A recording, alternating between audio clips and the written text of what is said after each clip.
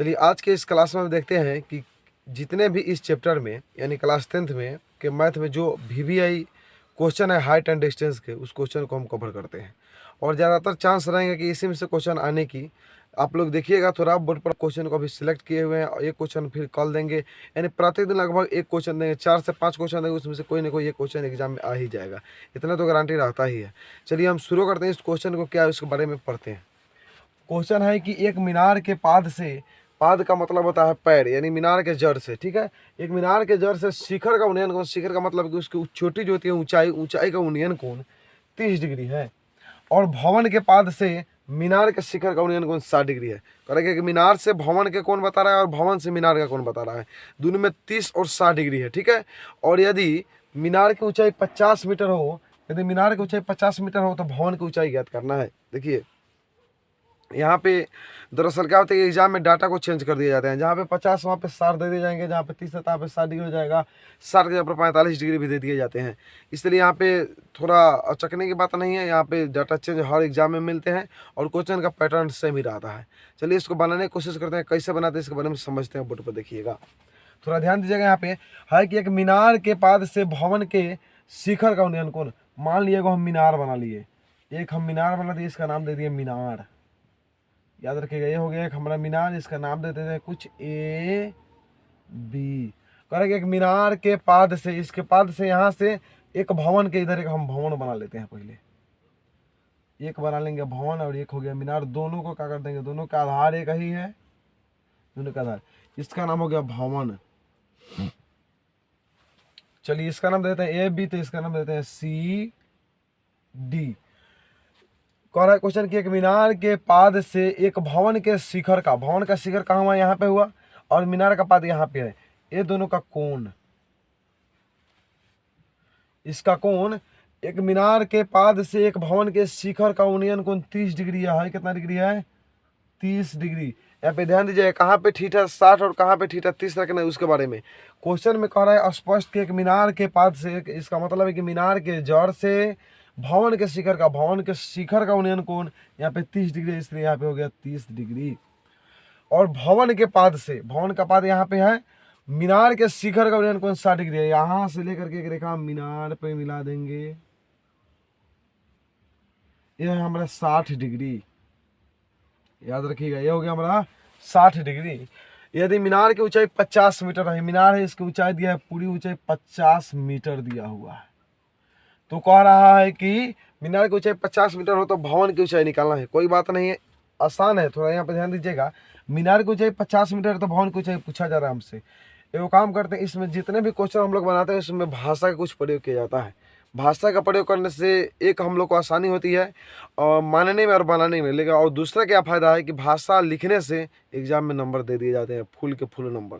चलिए यहाँ पे हम देखते हैं क्या है, सॉल्व करते हैं। तो हम मान लेते हैं, माना कि AB, माना कि AB बराबर कितने मीटर है, 50 मीटर। माना कि AB बराबर 50 मीटर ऊंची एक मीनार है, माना कि AB बराबर 50 मीटर ऊंची एक मीनार है, एक मीनार है जो था उसको हमने रियलिटी यहाँ पे लिख दिया। तथा यहाँ पे जो है CD है, जो वो CD कथी है, भवन है, तथा CD एक भवन है, CD एक भवन है। चलिए यहाँ पे हो गया कि माना कि AB बराबर 50 मीटर ऊंची एक मीनार है तथा CD एक क्या है, भवन है। अब हम जान लेते हैं इसमें दो त्रिभुज बने, एक त्रिभुज का नाम होगा ABC और एक त्रिभुज होगा DCB। अब दोनों त्रिभुज में क्या करेंगे कि दोनों त्रिभुज को बारी बारी से हम काम करेंगे, दोनों त्रिभुज का। जब दोनों त्रिभुज का बारी बारी से काम करेंगे तो इसका एक्चुअल जो है सर वो निकल जाएगा। चलिए तो हम एक त्रिभुज का काम करते हैं, पहले बड़ी त्रिभुज ABC। अब चाहे तो DCB का भी पहले काम कर सकते हैं, इसके लिए बिल्कुल आप आज़ाद हैं, लेकिन आपको जो मन करेगा वो उसका पहले काम कर लीजिए तो ठीक रहेगा। जो आपके मन में आ रहा है पहले काम करने का उससे काम कीजिए, कोई इससे दिक्कत नहीं है। चलिए हम काम कर लेते हैं ABC का, त्रिभुज ABC में, त्रिभुज ABC में जो है कोण C जो है 60 डिग्री है। कोण C बराबर कितना है, 60 तक कोण लिखेंगे, कोण ACB बराबर क्या डिग्री, 60 डिग्री। तो ABC में ये हो गया लंब और ये हो गया आधार। लंब और आधार, क्योंकि लंब दिया है 50 और आधार कितना है 20। आधार का मान हमको नहीं है। कर्ण, कर्ण इसमें नहीं निकालेंगे क्योंकि कर्ण के रिस्पेक्ट में इसका मान नहीं पूछ रहा है। भवन की ऊंचाई पूछ रहा है तो लंब और आधार से इसका ताल्लुक होता है। ज़्यादातर जो क्वेश्चन इस हाइट एंड डिस्टेंस होते हैं, ज़्यादातर यानी 90% जो क्वेश्चन होते हैं वो लंब और आधार पर ही बनते हैं। 10% जो क्वेश्चन है वो आपके कर्ण पर बनेंगे। जब कर्ण का मान दिया रहेगा तब हम कर्ण का फॉर्मूला लगाएंगे, नहीं तो सभी आधार पर काम करते हैं। चलिए, तो कोण ए सी बी बराबर 60 डिग्री हो गया। तो यहाँ पे काम कर लेते हैं, ए हुआ लंब, ए हुआ आधार। तो लंब बटा आधार होता है tan थीटा, इसका थीटा कितना डिग्री है 60 डिग्री। तो लंब बटा आधार होता है tan थीटा बराबर लंब बटा आधार यानी ए बी बटा बी सी, ए बी बटा बी सी। यहाँ पे tan के tan हो जाएगा और थीटा की जगह पर यहाँ पे 60 रखेंगे क्योंकि यहाँ पे 60 है। चलिए, थीटा की जगह पर 60 हो गया। ए बी का वैल्यू 50 मीटर दिया है तो 50 मीटर डाल देंगे। बी सी का वैल्यू मालूम नहीं है तो बी सी के बी सी रहने देंगे। tan 60 का तो वैल्यू हमको मालूम है √3 होता है, या क्योंकि यहाँ पे याद करना पड़ता है। बी सी 50 के 50, बी सी के बी सी, कुछ नहीं तो बाटा में 1 हो जाएगा। बी सी में √3 से तो बी सी √3 हो जाएगा बराबर 50 में 1 से करेंगे तो 50 से कम 50 हो जाएगा। चलिए, बी सी बराबर हो जाएगा 50 के 50 गुना में √3, तो यहाँ पे भाग में √3। समीकरण फर्स्ट आ गया। यहाँ पे समीकरण फर्स्ट अब अगेन करते हैं क्वेश्चन में।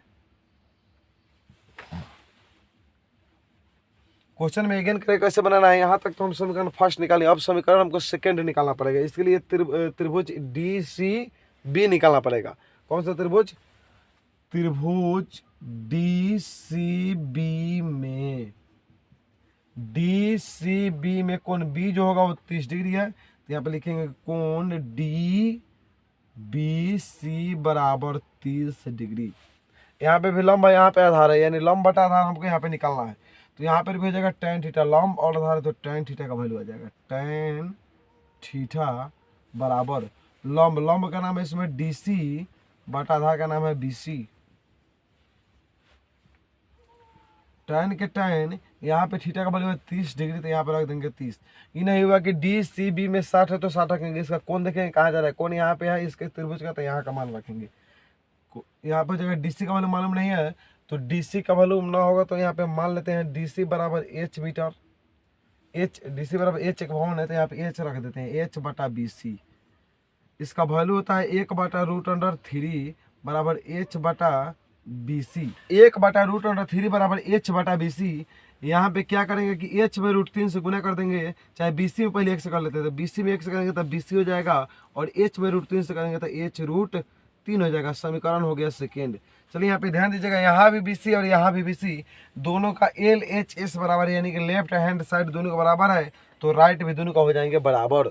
यहाँ पे ध्यान दीजिएगा, राइट भी दोनों का हो जाएंगे बराबर। यहाँ पे जगह के अभाव में हम बगल में बना दे रहे हैं, तो कर देंगे यहाँ पे समीकरण फर्स्ट बराबर से सेकेंड। समीकरण फर्स्ट है 50/√3, यहाँ पर हो जाएगा 50/√3 बराबर सेकेंड है h√3। सेकेंड कितना है h√3, एक है 50/√3, 50/√3 और बराबर में h√3। कुछ नहीं तो बटा में कर देते हैं, एक 50 में 1 से करेंगे 50 आएगा, h में √3 से कर रहे हैं। चलिए, तो h√3 के 3 हो जाएंगे और गुना में a√3 चलाएंगे बराबर 50 इकाई 50। चलिए, तो √3 में √3 से तब √3 हो जाएंगे, h के h बराबर 50, यानी h बराबर हो जाएंगे 50 के 50 गुणा में 3, तो यहाँ पे भाग में 50/3, इसको पूर्णांक तुरंग आ जाएगा 16.2/3 मीटर ऊंचाई। अब यहाँ पे हम क्वेश्चन में था कि भवन की ऊंचाई, तो लिख देंगे भवन की ऊंचाई बराबर 16.2/3 मीटर। हो गया हमारा आंसर, बन के तैयार है। यदि आप लोग को समझ में आया हो तो हमारी वीडियो को लाइक कर दीजिए और चैनल को सब्सक्राइब कर दीजिएगा, और कमेंट करके बताइएगा। यदि समझ में नहीं आया तो कमेंट करके जरूर बताइएगा कहाँ पे समझ में नहीं है। हम कोशिश करेंगे दोबारा वाले वीडियो जो होगा उसमें समझाने की। मिलते हैं अगले क्लास में।